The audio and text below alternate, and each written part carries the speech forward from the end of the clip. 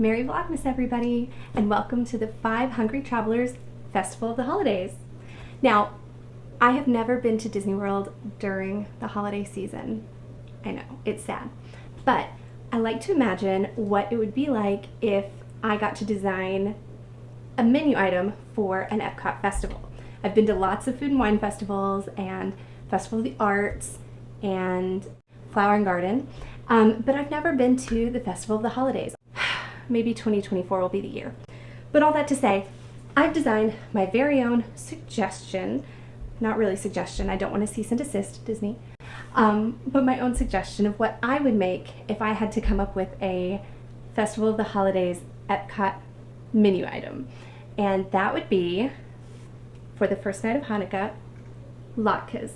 But not just plain latkes, not even just fancy ones like they've got at Festival of the Holidays this year with the awesome looking smoked salmon on top. I've heard they're one of the best items. All my gluten-free Disney buddies have been going. But my invention would be a Canadian spin where you get Poutine Latkes. For those of you that don't know what poutine is, that is the ultimate Canadian delicacy bar food, which is French fries topped with gravy and cheese curds.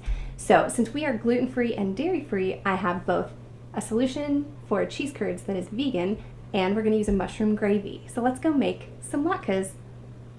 I actually pulled my latke recipe out of this children's book that happened to have a recipe in the back of it, just to keep things really simple. All you need is some potatoes, 3 eggs, some salt, and a couple tablespoons of all-purpose flour, or in our case, gluten-free all-purpose flour. The trickiest part is grating the potatoes and not catching a finger.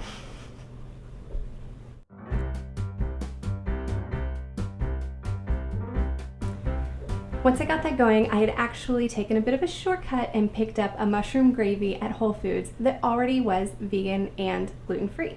So I just had to heat the box, and I did add some extra mushrooms that I diced into the sauce. This is maybe my most successful year frying latkes. Sometimes the oil's not hot enough and they just kind of soak it all up, or sometimes they fall apart. These stuck together beautifully, and I didn't even have to make them smaller. They were really giant latkes that totally held up and crisped up to this gorgeous brown. Gotta be patient and know when to flip it. And for our cheese curds, we went with the Miyokos brand. I don't know, are you familiar with Miyokos? Because it's one of the better vegan cheese options on the market, but they have a fresh mozzarella that comes in a big round that you can slice, and so we cut that into smaller cubes and just sprinkle that on top of the poutine. To really round it out, since it is going to be our dinner and not just a little festival plate, I made some salmon with a pastrami rub on top. I'm going to put that pastrami recipe right here. I just pulled that off the internet and made sure I had those spices to blend up. And on the side, I did some fried carrot coins. I went with a coin theme because during Hanukkah, you usually get little chocolate coins called gelt, and I thought the carrots would kind of resemble that. We also used some Sweet Loren's sugar cookie batter to make sugar cookies, and Sweet Loren's kind of holds its shape enough that my kids were able to use their Hanukkah cookie cutters.